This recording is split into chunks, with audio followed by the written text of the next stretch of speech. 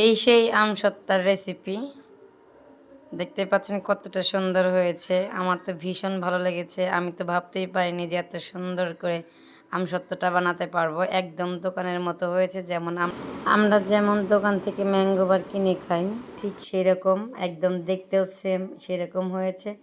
কালারটা এত সুন্দর আসছে, আসলে বললে বোঝাতে পারবো না। এত সুন্দর একটা গ্রান, সে কথা বললে আসলে বোঝা সম্ভব হবে না।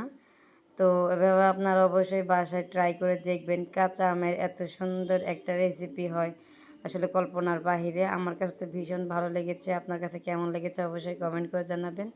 দেখতে পাচ্ছেন আমার ছেলে কিন্তু কাড়াকাড়ি করতেছে খাওয়ার জন্যে, দুজনে মিলে আর কি একটু ওর সাথে ভাব নিলাম। তো হচ্ছে এই যে দেখেন কালারটা কত সুন্দর আসছে, একদম মানে কি বলবো আর, সুন্দর একটা কালার। এটাকে হচ্ছে আমসত্ত্বা বলে বা ম্যাঙ্গোবার, যারা বলে ম্যাঙ্গোবারও বলে। আমার ছেলে দেখেন কি বলে খেয়ে, বলো একটা ম্যাঙ্গোবার বানিয়েছে আমার আম্মু।